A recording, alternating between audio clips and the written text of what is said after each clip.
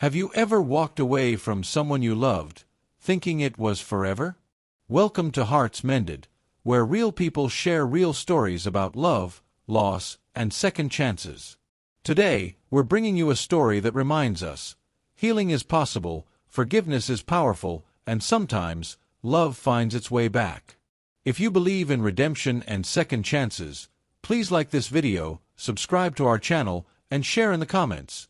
Have you ever reconnected with someone from your past? Let's dive in. I want to take you back to 2014. That's when I first met Michael. He was kind, thoughtful, and he made me feel safe in a way I'd never experienced before. We got married 2 years later, and for a while, everything felt perfect. We had plans, a house, children, a life we'd build together. But somewhere between the promises and the reality, things changed. It wasn't one big explosion. It was quiet. It was the way conversations started becoming surface level. It was the nights he stayed late at work, and I didn't ask questions. It was the way I stopped reaching for his hand. By 2018, we were living in the same house but in completely separate worlds. I was working as a teacher, pouring my heart into my students, because at home, I felt like a stranger. Michael was distant, preoccupied. We stopped going on dates. We stopped laughing together. We stopped being us. Then came the night that changed everything. It was a Tuesday. I found messages on his laptop, nothing explicitly romantic, but there was an intimacy there that wasn't meant for me. A woman from his office. Messages about how she understood him in ways I didn't. How he felt alive around her. I remember reading those words, and something inside me just broke. When Michael came home that night, I confronted him. And instead of denying it, instead of fighting to save us, he just agreed. He said, "Maybe we've just run our course." Those words destroyed me. I thought he'd fight for our marriage. I thought he'd realize what was at stake. But he was already gone, emotionally. The separation papers came 3 months later. We were civil about it. No lawyers screaming, no courtroom drama. We just untangled our lives quietly. He moved into an apartment across town. I stayed in the house. We split the bank accounts. We split our future. For 2 years, we barely spoke. We'd exchange messages about logistics, paperwork, things that had to be discussed. But there was no warmth. No, "How are you?" That actually meant something. We were strangers in a marriage that no longer existed. I threw myself into work. I started going to therapy. I made new friends. I told everyone I was fine, that I was moving on, that I'd made peace with it. But late at night, I'd look at old photos from our wedding, and I'd cry.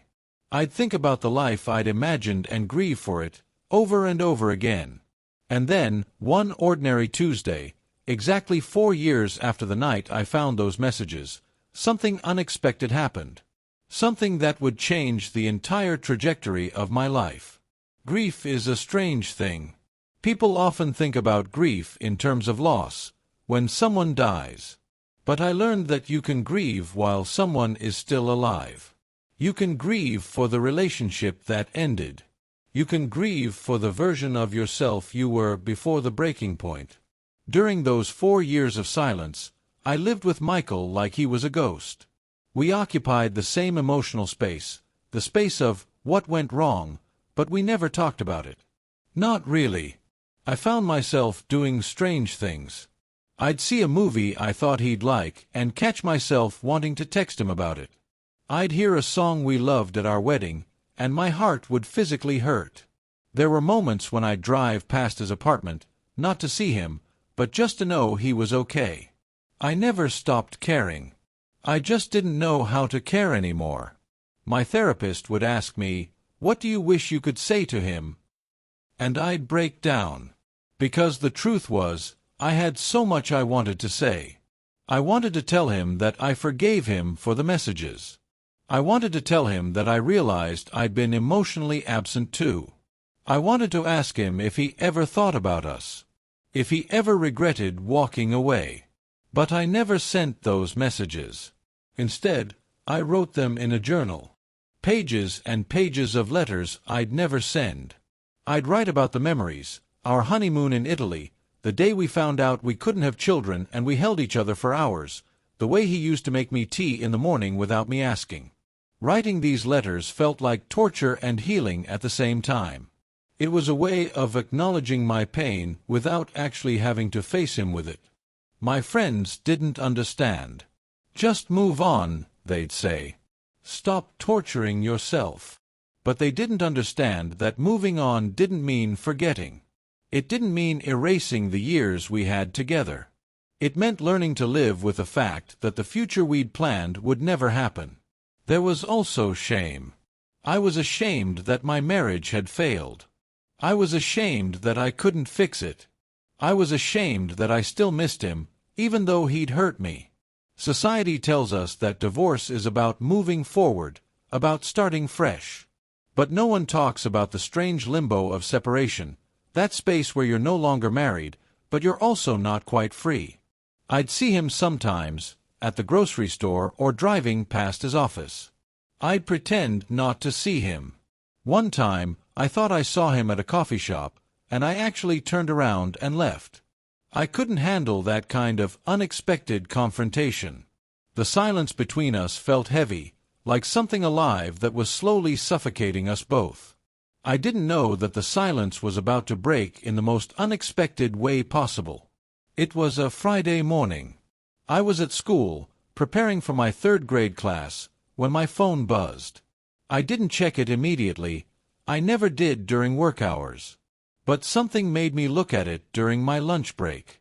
It was an email. Not a text. An email from Michael. The subject line simply said, "I need to talk to you." My heart started racing. I read that line over and over. "I need to talk to you." 4 years. 4 years of nothing but logistical exchanges, and suddenly he needed to talk to me. Not about paperwork. Just talk. I almost deleted it. I was terrified. I was angry. I was confused. What could he possibly want to say now? It had been so long. We'd both moved on, hadn't we? Or at least, I'd told myself we had. I called him that evening. It was the first time we'd actually spoken, not texted, not emailed, in over 2 years. His voice sounded different. Older, maybe. Or maybe I'd just forgotten what he sounded like. "Hi," he said. Just that one word, and I could hear his anxiety through the phone. "Hi," I replied. Silence followed. Awkward, heavy silence. "Thank you for calling back," he said. "I wasn't sure if you would." "What's this about, Michael?" I asked. I couldn't do small talk. I didn't have the emotional bandwidth for pleasantries. "I need to see you," he said. "Not over the phone. In person. I have something I need to tell you, and I need you to hear it from me, not through a screen." My mind went into overdrive. Was he sick? Was he getting remarried? Was he coming back to finalize something about the divorce?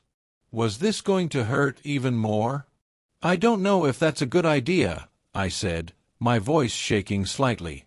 "Please," he said.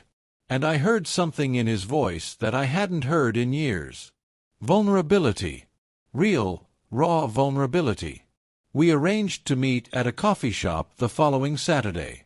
Just the thought of it terrified me. I didn't sleep that whole week. I changed outfits 100 times. Did I want to look put together? Did I want to look like I was thriving without him? Did I want to look like I was suffering? When Saturday came, I arrived early.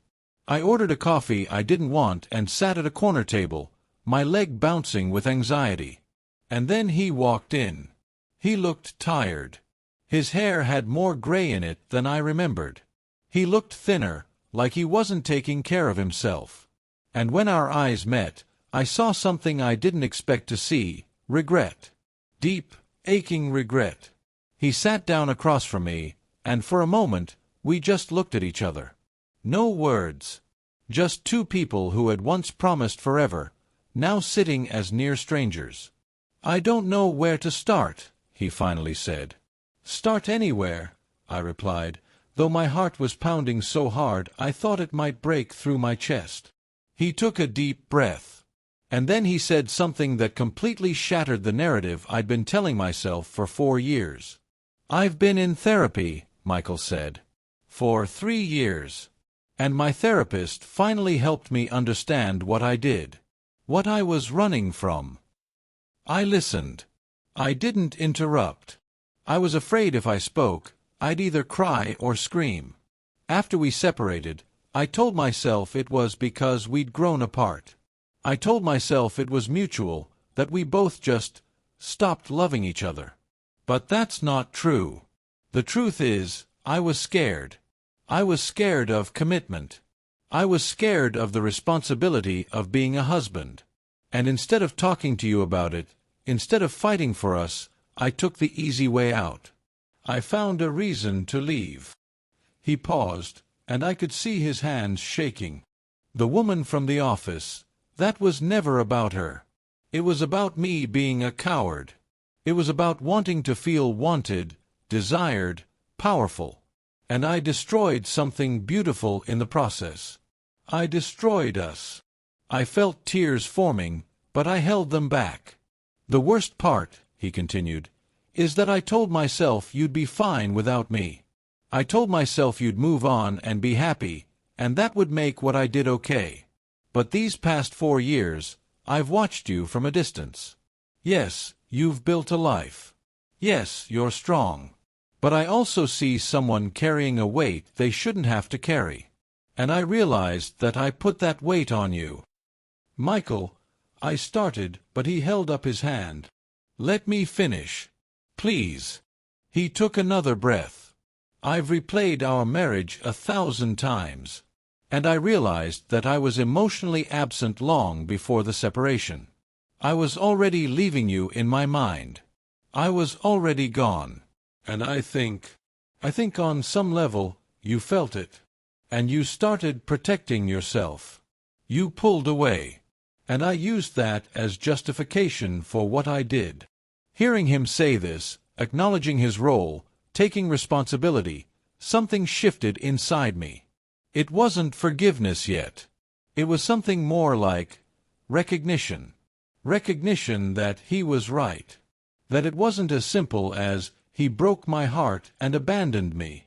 It was more complex, more human, more tragic. "I'm not here to get you back," Michael said, and those words actually hurt more than I expected. "I know it's too late for that.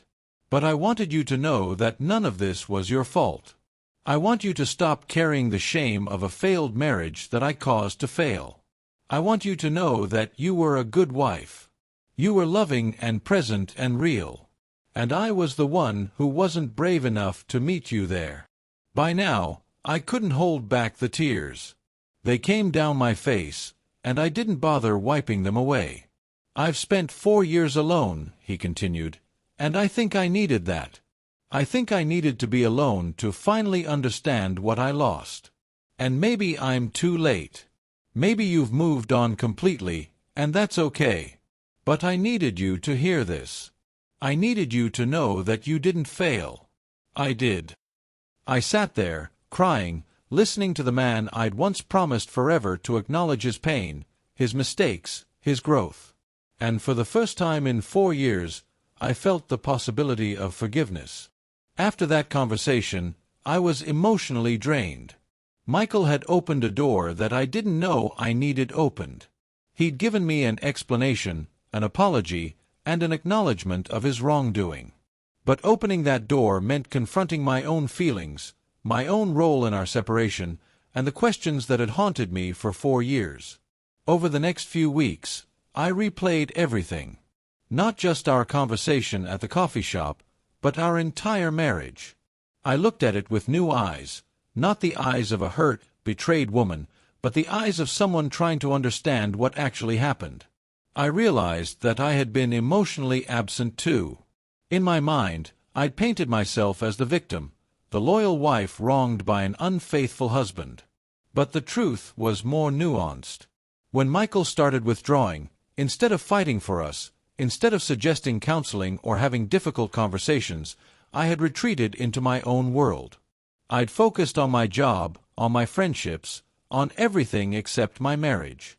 I'd been so hurt by his distance that I stopped reaching out.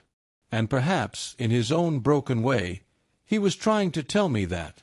Perhaps his actions, as hurtful as they were a response to feeling abandoned first. This realization didn't erase what he'd done. It didn't make his infidelity okay. But it complicated my narrative. It made me realize that relationships don't just fail because one person is bad. They fail because two people, in their own pain and fear, stop showing up. So the question became, could I forgive him for making a choice out of his own brokenness, knowing that I had made choices out of mine? I started writing. Not letters to Michael, but letters to myself. Questions like, what would it feel like to let go of this anger? What would it feel like to stop seeing him as my enemy? What would happen if I released the idea that things could have been different? My therapist asked me one day, what are you afraid will happen if you forgive him? And I realized the fear was complex. I was afraid that forgiving him would mean accepting my marriage as a failure. I was afraid that it would mean giving him permission to hurt me. I was afraid that it would mean I'd somehow done something wrong by not being able to save the relationship. I was afraid that forgiveness would look like weakness. But one day, I had a realization. Forgiveness isn't about him. It's not about absolving him or giving him permission or saying that what he did was okay. Forgiveness is about me. It's about releasing the grip that anger and hurt have on my life. It's about choosing to move forward, lighter, less burdened by the weight of what happened. I called Michael. I want to see you again, I said. Okay, he replied, surprised. Why? Because I need to tell you something. And I need to look you in the eye when I say it. We met again at the same coffee shop. And this time, I was the one with something to say. I was ready. I was ready to make a choice that would change everything. I forgive you, I said.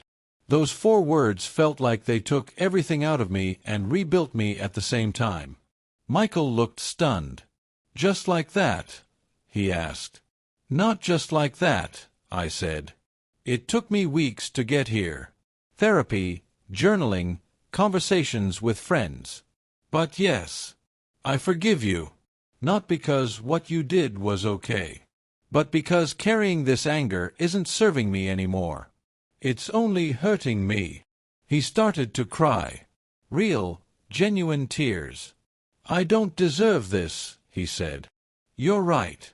You don't, I replied. And I don't deserve the burden of holding onto this pain forever. So I'm choosing to forgive. For me. Not for you. For me. We sat in that coffee shop for 3 more hours. We talked about our marriage, the good parts and the broken parts. We laughed at memories we'd shared. We cried about the future we'd imagined that never came to pass. We didn't solve anything. We didn't suddenly decide to get back together. That wasn't what this was about. Instead, we found closure. We found understanding. We found a way to honor what we'd shared without letting it define our futures. In the months that followed, something shifted.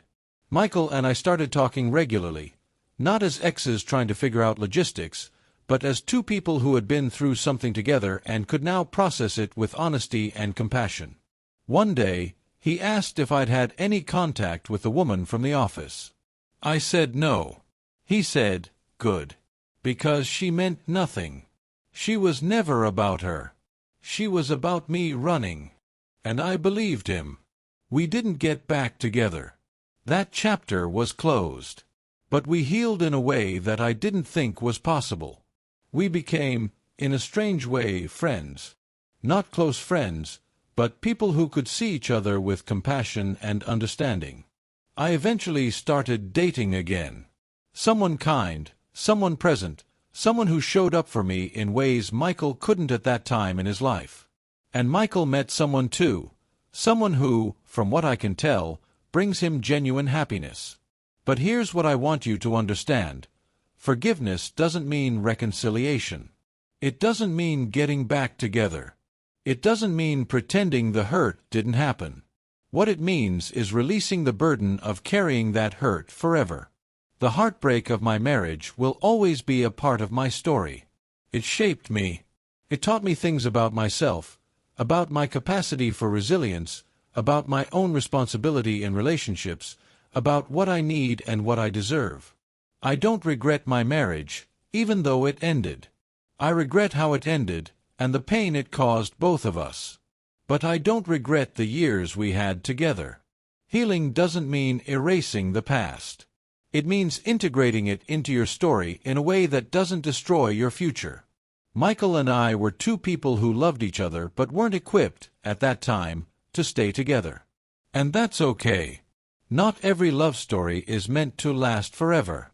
Some love stories are meant to teach us, to transform us, and then to release us so we can find what we're truly meant to find. My heart is mended. Not because I forgot Michael or stopped caring about him, but because I chose to transform my pain into understanding. I chose to forgive not just him, but myself. And in that choice I found freedom. Every heart breaks. Every heart can heal. But healing requires honesty, courage, and the willingness to see the person who hurt you as a fellow human being, just as broken and flawed as you are. If you have someone in your life who hurt you, who you thought you'd never forgive, I want you to know that forgiveness is possible. It might take time. It might be the hardest thing you ever do. But it's possible. Like this video if this story resonated with you. Subscribe to Hearts Mended for more stories of human resilience and healing. And please, tell me your story in the comments below. Have you forgiven someone? Are you still working toward forgiveness? Are you struggling with anger and hurt? Your stories matter. Your healing matters. Thank you for spending this time with me. Thank you for opening your heart to this story. And remember, broken hearts can still heal. We just have to choose to let them.